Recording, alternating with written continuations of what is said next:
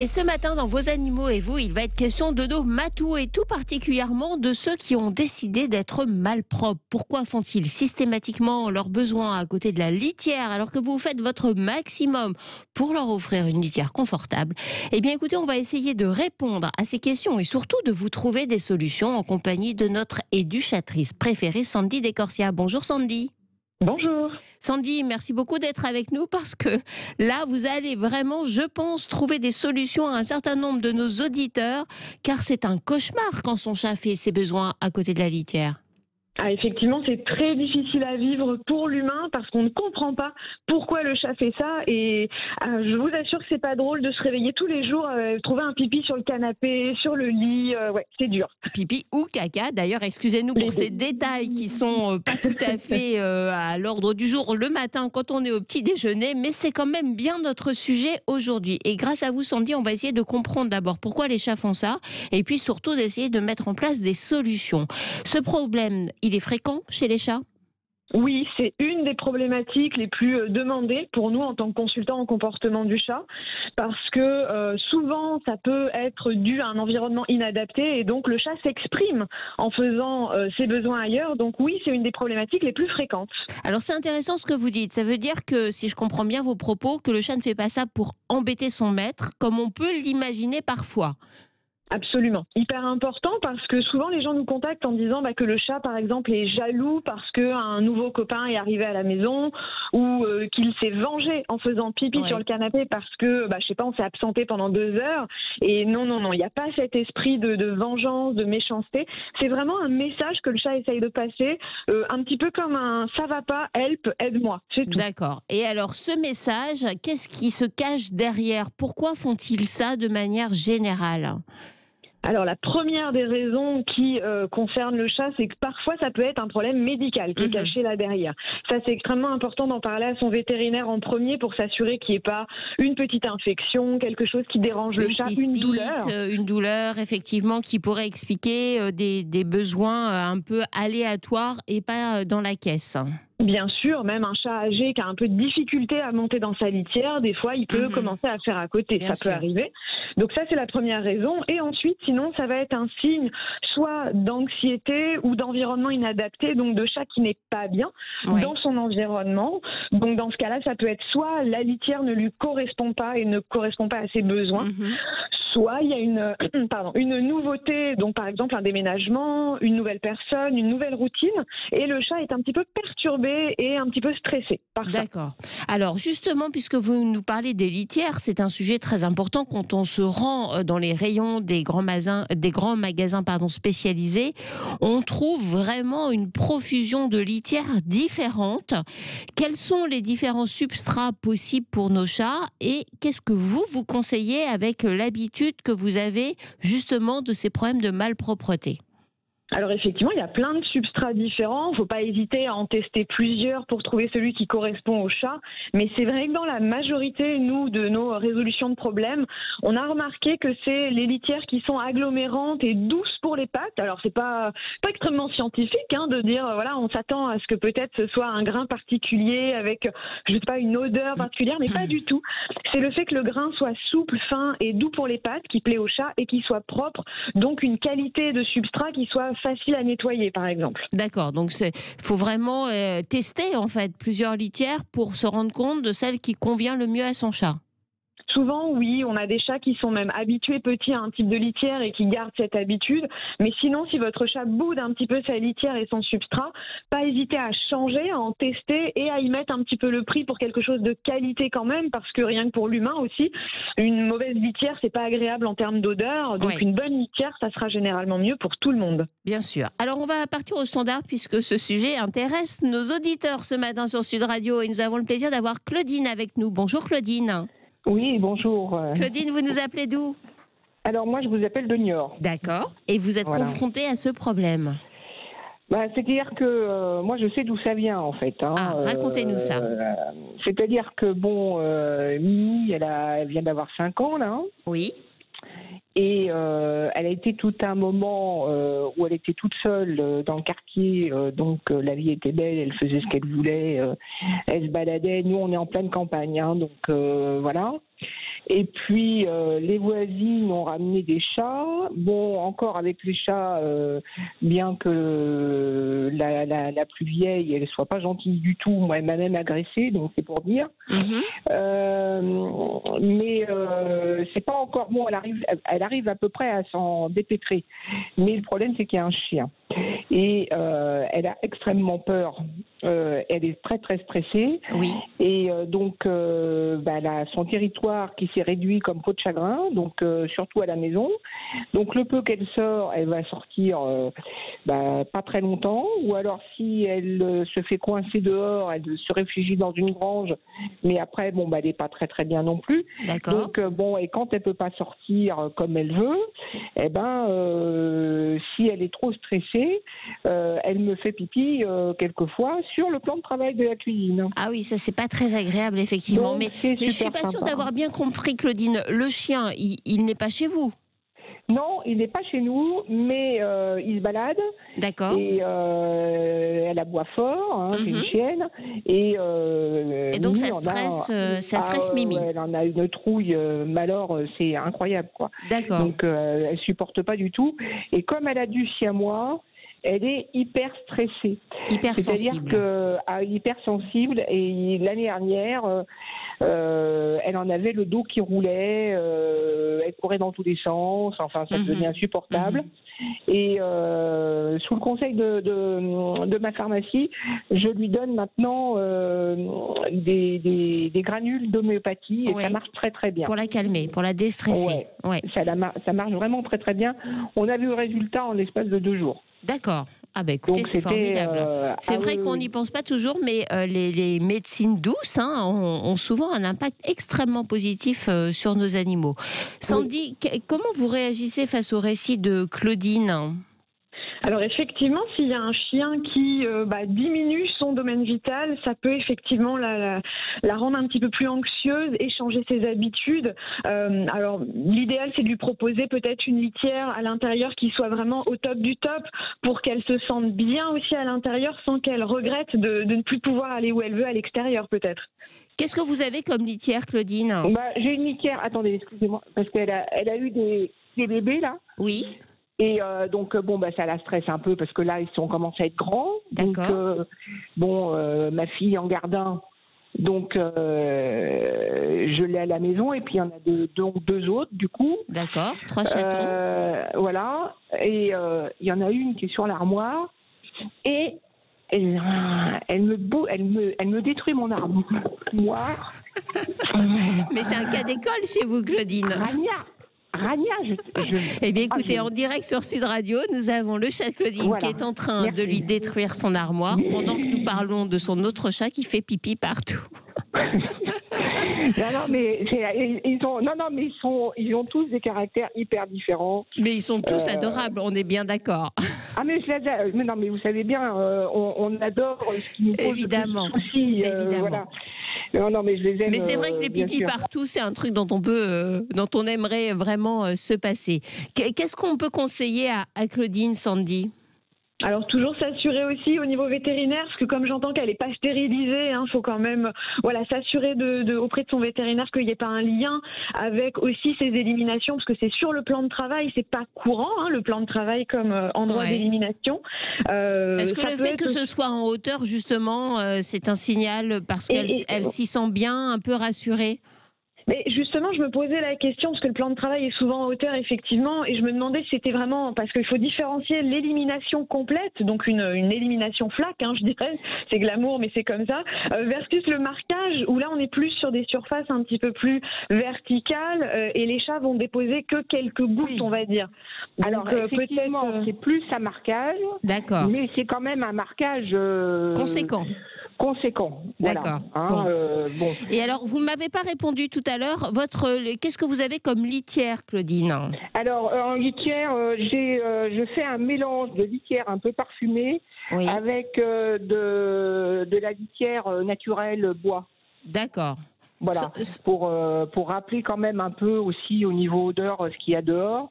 Donc bon, quand elle peut sortir, mais c'est-à-dire qu'en plus, c'est une chatte qui ne sort pas l'hiver, quoi. Dès qu'il commence à faire froid. Mais est-ce que l'hiver, elle fait pour autant à côté de sa litière?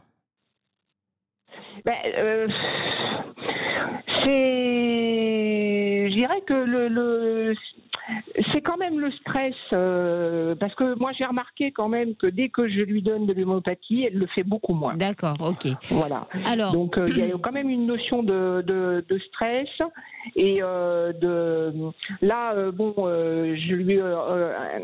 j'ai un rebord de fenêtre à côté de mon bureau, oui.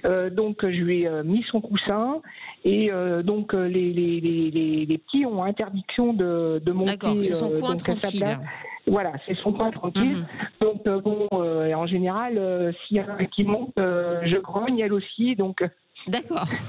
Ça redescend aussi sec. Claudine, ce que vous nous expliquez, moi, m'amène plusieurs questions à notre spécialiste des chats, Sandy Descorsia. D'abord, Claudine nous dit qu'elle a une litière parfumée. Est-ce que ça, c'est bien pour nos chats? On comprend l'intérêt pour nous, parce que c'est sûr que l'odeur de pipi, c'est quand même assez affreux. Est-ce que le choix d'une litière parfumée, c'est adéquat? Alors on ne sait pas, ça dépend des chats, mais la plupart du temps quand il y a des problèmes de litière, c'est vrai qu'on change pour des litières non parfumées et on se rend compte que le chat préfère quand il n'y a pas de parfum, puisque nous, si on la sent, le chat peut sentir 70 fois mieux que nous, donc peut-être que c'est trop fort et un peu dérangeant pour certains chats. C'est possible. Et en ce qui concerne le matériau? Alors là, j'entendais effectivement les bois un peu écologiques. Alors pour l'humain, c'est très bien, mais il y a certains chats qui n'aiment pas cette texture-là, ça arrive. Donc dans ce cas-là, pas hésiter à tester peut-être un substrat plus comme du minéral, agglomérant, très fin, de qualité, qui va vraiment faire des boules agglomérantes de saleté et qui sont très faciles à nettoyer et que le chat peut vraiment gratter, faire un trou et enterrer d'une façon qui lui plaît beaucoup. Comme il le fait à l'état naturel. Claudine, merci beaucoup pour votre appel. Mais je vous en prie. Essayez donc un nouveau type de litière, ça pourrait peut-être porter ses fruits. Merci à vous. On pourra essayer, on verra bien. Bon week-end, Claudine. Merci, vous aussi, merci. Sandy, pour continuer sur le témoignage de Claudine, alors on a parlé effectivement du choix de la litière. Donc vous privilégiez vraiment les litières extrêmement agglomérantes, de préférence pas parfumées quand on a des problèmes comme ça de propreté. Le bac à litière aussi est très important. Comment doit-on le choisir ? Alors effectivement, on s'est rendu compte via les dernières études qui ont été faites que la taille du bac importait beaucoup pour les chats et qu'il faut qu'ils aient de l'espace. Et dans l'idéal, si vous avez possibilité de choisir un bac où dans la diagonale du bac de litière, votre chat peut tenir de son museau jusqu'à sa queue tendue. Ah oui, donc un grand bac, il ne faut pas leur mettre un truc tout petit. Exactement. Donc c'est vrai que quand on a un Maine Coon, du coup, voilà, ça fait une petite piscine. C'est ce que j'allais vous dire. C'est exactement ça. Mais c'est vrai que c'est l'idéal puisqu'il peut se retourner, aller à un endroit, déposer ses selles à un endroit et puis plus tard dans la journée aller remettre sans forcément qu'on ait eu la possibilité nous de le nettoyer à l'instant T, bien évidemment. Donc c'est vrai que la taille, ça plaît vraiment aux chats et malheureusement on a beaucoup de litières actuellement qui sont jugées trop petites pour les tailles de nos chats actuels. Et on choisit un bac ouvert ou un bac fermé ? Alors si le bac était immense et que c'était une maison de toilette, les dernières études nous rapportent qu'il n'y aurait pas d'importance s'il était fermé ou non. Mais comme nos litières sont vraiment trop petites, dans l'idéal, il vaut mieux enlever le couvercle pour faire un bac ouvert. D'accord, donc bac ouvert. Donc si je résume vos conseils, Sandy, on prend un bac de très grande taille. Il faut que votre chat tienne en diagonale sur toute sa longueur si vous prenez du bout du museau jusqu'au bout de la queue, en tendant la queue. Donc on imagine bien la taille du bac. On change sa litière si on a des problèmes de malpropreté pour essayer de trouver une litière qui convient mieux à son chat, une litière extrêmement agglomérante. De préférence, on évite les litières parfumées qui peuvent les déranger. Et puis, j'imagine aussi que la propreté de la litière est essentielle. Comment on entretient son bac ? Absolument, on a des chats qui sont plus difficiles que d'autres. Donc, si votre chat aime bien que ce soit toujours propre, en même temps, on les comprend, hein. Oui, on est d'accord que sinon on avait un petit mouchoir à se partager tous les jours pour aller aux toilettes, on serait un petit peu gêné. Voilà. Voilà, donc certains chats aiment beaucoup la propreté, donc si jamais, pas hésiter à mettre un bac de plus que le nombre de chats pour diluer cette propreté. Et le nettoyage se fait une fois par jour, tout simplement, en enlevant les déjections et les pipis et en les mettant dans un petit sac poubelle à côté. Et on n'est pas obligé d'enlever tout son substrat à chaque fois, bien évidemment, puisqu'un substrat de qualité, vous êtes censé le changer toutes les 2 semaines à 1 mois facilement, pas plus que ça. Et on met épais de substrat, il faut qu'on ait l'impression que ce soit confortable, moelleux, j'imagine. Oh, quand même, oui, comme nos chats sont des gratteurs, ils aiment bien enterrer leurs besoins, donc n'hésitez pas, mettez 10-15 cm de quantité de substrat. Ouais, comme ça, c'est un petit bac à sable agréable. Finalement, c'est peut-être parce que quand on met moins de substrat, c'est parce qu'il y a aussi des questions économiques, ça coûte un peu cher la litière, mais vous privilégiez vraiment cette solution-là, et au final, ça se révèle peut-être pas plus onéreux. Exactement, en fait une bonne litière de qualité qui est bien agglomérante, vous enlevez tous les jours juste ce qui est sale et donc ça reste propre vraiment plus longtemps, plutôt que de faire le choix de se dire je vais en mettre qu'un tout petit peu et le vider. J'ai beaucoup de propriétaires de chats qui font comme ça, qui en mettent un petit peu et qui le vident en se disant ça va être tout propre, et en fait ça leur coûte beaucoup plus cher et le chat n'a pas assez de substrat pour gratter. Donc il vaut mieux une bonne litière de qualité qui va vous permettre d'économiser en temps et en argent et qui plaît au chat, bien sûr. On a Noémie qui a appelé le standard de Sud Radio. Bonjour Noémie. Bonjour. Noémie, vous habitez en Loire-Atlantique, c'est bien ça? Oui, exactement. Et vous avez un petit souci avec votre minette? Oui, avec Lola, tout simplement parce que Lola n'aime qu'une sorte de litière. D'accord. Si je change, systématiquement, elle n'ira pas dedans. Elle va aller voir, mais elle va en ressortir et elle n'ira pas faire ses besoins dedans. Et pourquoi vous voulez changer alors s'il y en a au moins une qu'elle aime? Parce que je me suis dit, si un jour cette marque s'arrête, j'aimerais bien pouvoir en trouver une autre, une alternative, on va dire. Et non, pour l'instant, je ne trouve pas. Vous avez anticipé en fait un éventuel changement pour essayer de l'habituer. Qu'est-ce qu'on peut conseiller à Noémie, Sandy? Eh bien, si jamais elle veut effectivement, parce que ça se comprend, trouver un autre substrat qui pourrait plaire à son chat, déjà très important, il y ait bien une deuxième litière et faites le test que dans la deuxième litière pour toujours lui laisser le choix de dire ta litière habituelle que t'aimes, elle est là, elle n'a pas bougé, mais je te propose un choix alternatif. Ça va éviter effectivement d'avoir ce test qui se révèle à chaque fois par un pipi à côté. Bien sûr. Et Noémie, à quoi ressemble la litière qu'elle aime bien, Lola? Alors, c'est du sable vraiment très fin. C'est comme un sable de plage, agglomérant. Et du coup, dès qu'elle va dedans, si la litière est toute propre, on le sait parce qu'elle peut passer au moins 10 minutes dedans à gratter. Juste par plaisir. Juste par plaisir. En fait, ça confirme vraiment ce que nous expliquait Sandy. Le choix de la litière est important. Il faut que ce soit agglomérant. Il faut qu'il y ait cette douceur, entre guillemets, sous les pattes du chat. Donc, vous avez coché toutes les cases. Bah oui, je pense que là, on est pas mal. Et elle a plusieurs litières, Lola? Non, elle en a qu'une, dans un petit coin de la maison, et c'est vrai que du coup, j'ai jamais de pipi extérieur en fait si sa litière est bien propre. D'accord. Bah écoutez, donc suivez les conseils de Sandy. Si vous voulez tester une deuxième litière, déjà essayez de vous approcher de la texture de la première, parce que visiblement elle sait exactement ce qu'elle veut, ce qui lui fait du bien. Et puis mettez un deuxième bac pour éviter de lui remplacer celui qu'elle aime bien, et peut-être qu'elle aura aussi plaisir à aller gratter dans le deuxième bac. D'accord, très bien. Merci à vous Noémie d'avoir appelé Sud Radio. Merci à vous. Bonne journée. Merci, passez un excellent week-end.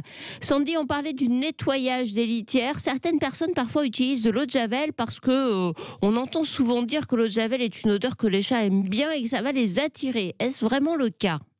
Alors effectivement, il y a des odeurs un petit peu ammoniaquées qui peuvent attirer certains chats parce que ça peut ressembler apparemment à des odeurs qui ressemblent à l'urine, mais il faut faire très attention parce qu'encore une fois, notre chat sent 70 fois mieux que nous. Donc si nous, on sent la javel, il est possible que lui, ça soit trop fort. Ça a même tendance, selon certaines études, à détruire les cellules olfactives. Donc ne pas abuser. Moi, je conseille vraiment de faire au simple, nettoyer la litière avec de l'eau et du savon, rien de compliqué. Et si vraiment on veut attirer un chat, mettez une micro-goutte de litière et épongez-la, enfin essuyez-la avec un sopalin pour d'eau de enlever javel, au vous voulez dire. maximum. Une Voilà, micro-goutte d'eau de javel. Et enfin, une dernière question très rapidement. Comment on apprend à un chaton à aller faire ses besoins dans la litière et pas à côté? Alors, s'il a eu la chance d'avoir maman, les frères et sœurs avec lui, normalement, elle va s'en occuper et il va suivre par imitation. Mimétisme. Voilà. Et après, si vraiment on a récupéré un petit chaton et qu'on n'a pas le choix, pas hésiter à le poser dans la litière, tout simplement, avec un bon substrat agréable. Généralement, il y a le côté assez instinctif de gratter et ça va aller amener ce côté de faire dans la litière, tout simplement. Il faut que la litière lui plaise. Eh bien, écoutez, j'espère que vous aurez trouvé, très chers auditeurs de Sud Radio, ce matin, des solutions à ces problèmes de malpropreté qui sont malheureusement assez fréquents chez nos chats et qui peuvent vraiment nous gâcher la vie. Et vous pouvez bien sûr retrouver tous les conseils de Sandy Décorsia sur le site et les réseaux sociaux des Éduchateurs. Merci Sandy. Merci. Passez un excellent week-end à vous aussi. On se retrouve